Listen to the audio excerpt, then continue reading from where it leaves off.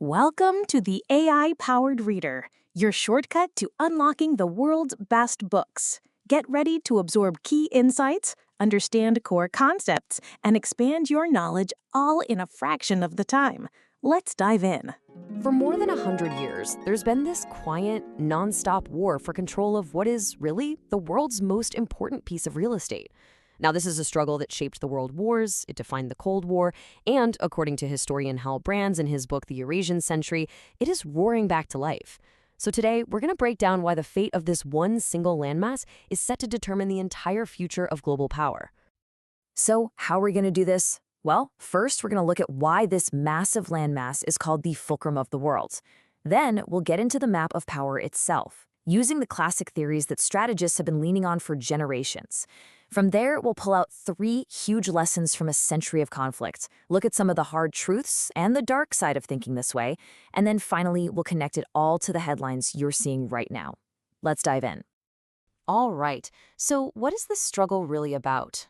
It's the big comeback of great power competition, all focused on the supercontinent of Eurasia. And you gotta understand, this is not some dusty old historical debate, no way. This is the central conflict of the 21st century, playing out everywhere from the war in Ukraine to the rising tensions over the Taiwan Strait. And if you want to understand just how raw the stakes are, you just have to listen to the language being used. I mean, when Xi Jinping says China's enemies will have their heads bashed bloody, that is more than just talk. Brands argues this is the language of a power that sees the world as a zero-sum game, a direct fight for total dominance over Eurasia. The words are brutal because the ambition is absolute. Okay, so the word Eurasia might sound a little academic, right? But for strategists, it's been a key concept for over a century. They don't see 2 separate continents, they see one single unified battlefield. It's where most of the world's people live, where the biggest resources are, and where the most wealth is concentrated. The book calls it the fulcrum of world order for a reason. Whichever power controls Eurasia can literally tip the entire globe in their favor. So here is the most important point to get. That period of relative peace we all lived through after the Soviet Union fell, Brands says that was a fluke, a historical exception. The normal state of affairs, which we are now getting right back to, is a fierce, high-stakes competition for control over this supercontinent. The quiet holiday from history, it's over. So how in the world do we make sense of this 100-year-long fight? Well, the book takes us back to the classic theories, the very ideas that strategists themselves have been using for generations. And these aren't just ideas in a textbook. They are the actual blueprints for power that are still shaping our world today. So, back at the turn of the 20th century, you had these 2 huge competing ideas about power. On one side, you have Alfred Mackinder. He looked at the new power of railways and said, look, the gigantic interior of Eurasia, what he called the heartland, that's the real pivot of world power. If you control that central landmass, you can dominate the globe. But on the other side, you had Alfred Thayer Mahan, who was all about sea power. He saw the ocean not as some big barrier, but as a great highway. He argued that a powerful navy could just blockade and starve out any land power, just like Britain's navy did to Napoleon. It's the classic strategic problem, the elephant versus the whale. But what if they were both kind of missing the most important part of the map? A third thinker, Nicholas Spikeman, came along with this brilliant idea that brought it all together. He argued the real action wasn't in the empty heartland or way out on the high seas. No, it was in the coastal areas where land and sea power smash into each other, the rimland. We're talking about the regions from Western Europe through the Middle East all the way to East Asia. This, he said, is where you find the world's most vibrant economies and all the people. And Spikeman's famous line basically flips Mackinder's old idea on its head. It's not about the empty heartland, it's about the bustling, contested rimland. And this one idea, that controlling these coastal zones is the real prize, is the strategic logic that explains pretty much everything, from World War II and the Cold War right up to today's fights in the South China Sea. Okay, so with that strategic playbook in mind, the book pulls out 3 timeless lessons from the huge struggles of the 20th century. We're talking World War I, World War II, and the Cold War. And these aren't just historical fun facts. They are patterns that keep showing up again and again in the fight for Eurasia. The book really boils down 100 years of war into 3 big lessons. Number 1, geopolitics is always about ideology. Number 2, you can't win alone. Coalitions are absolutely everything. And number 3, technology is always rewriting the rules of the game. So let's break each one down. Okay, this first lesson is so important. These huge wars in Eurasia, they were never just about grabbing land. They were always presented as something bigger. World War I was sold as a fight between autocracy and democracy. World War II was this global battle against the ideology of fascism. And the Cold War was, of course, a 50-year struggle against communism. The book's point is that today is no different. At its core, this is a contest over whether autocracy or democracy is going to write the rules for the future.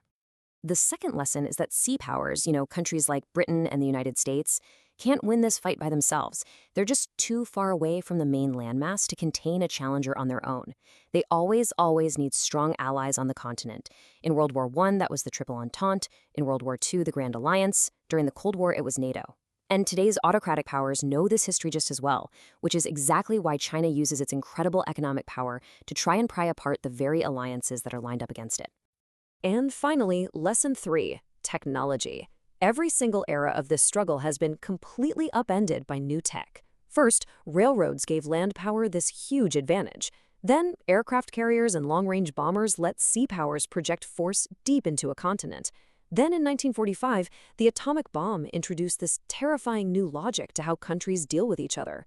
During the Cold War, the West used its edge in information tech to offset the Soviet Union's sheer size. And that brings us to right now. The race for AI, for cyber weapons, for hypersonic missiles, it's not just another arms race. It's the thing that's going to decide who has the decisive edge in the next chapter of the Eurasian Century. Now, it's really easy to get caught up and see the entire world through this one geopolitical lens. But the book is actually very careful to point out that while this way of thinking is incredibly powerful for explaining things, it also has a really dark side. So let's look at the strengths, the dangers, and some of the really hard truths that come with this framework. The strength of this geopolitical view is its clarity. It makes things make sense, but it's got a real dark side. First, these big, grand theories can be twisted to justify just horrific acts of aggression. Second, to win, you often have to make some really ugly moral compromises, like teaming up with one monster to take down an even bigger one. And finally, this way of thinking exposes a fatal flaw in autocratic systems, something the book calls the dictator's trap. And to see this dark side in action, you don't have to look any further than a guy named Karl Haushofer. He took Mackindor's ideas about the heartland and he completely weaponized them. He basically provided the intellectual cover for the Nazi idea of Lebensraum, or living space. He argued that Germany had a right to expand through murder and mayhem, a phrase that is just chilling because it became a horrific reality. His own story ends in tragedy. After his son was killed for being part of a plot to assassinate Hitler, Haushofer took his own life, leaving a note that just said, "I want to forget and to be forgotten." And this brings us to a really, really tough question that the book deals with directly. Can you use ugly, illiberal actions to achieve a liberal goal, like freedom? The book's answer, looking back at history, is a very reluctant yes. Allying with a tyrant like Stalin was absolutely essential to defeating Hitler, and partnering with Mao's brutal regime in the 1970s was a critical move that helped weaken the Soviet Union. The argument is that in this high-stakes game for Eurasia, these painful, morally messy choices are often unavoidable. But here's a huge weakness of autocracy, the dictator's trap. The book makes the case that leaders who surround themselves with yes men, who crush anyone who disagrees with them, and who never have to answer for their mistakes, they tend to make catastrophic errors. They literally lose the ability to see the world as it really is. And Brands points to Vladimir Putin's disastrous initial invasion of Ukraine, which was based on this totally false belief that the country would just collapse in a few days, as the perfect modern example of how a dictator who's been in power for a long time gets more aggressive, but actually less competent over time. So after a century of these theories and all this conflict, where does that leave us today? Well, that brings us to the book's final, and I think its most urgent lesson for our time. The book wraps up with this powerful warning, drawn from 100 years of bloodshed. The absolute worst moments in the Eurasian century happened when democracies waited too long to stand up to rising autocratic powers. They let them get too strong, and the price of fighting their way back onto a hostile continent was always horrific. The final lesson is that it is always better to deal with a threat early than to wait until it's too late. So the question the book leaves us with isn't if we'll have to pay a price to keep the world stable. The real question is, what price are we willing to pay right now to avoid having to pay an unthinkable one down the road? That's all for this episode of the AI-Powered Reader. We hope today's summary sparked new ideas and brought you valuable insights. If you enjoyed what you heard, please subscribe wherever you get your podcasts and consider leaving a review. It really helps others discover the show. Until next time, keep learning, keep growing, and keep reading, or rather listening.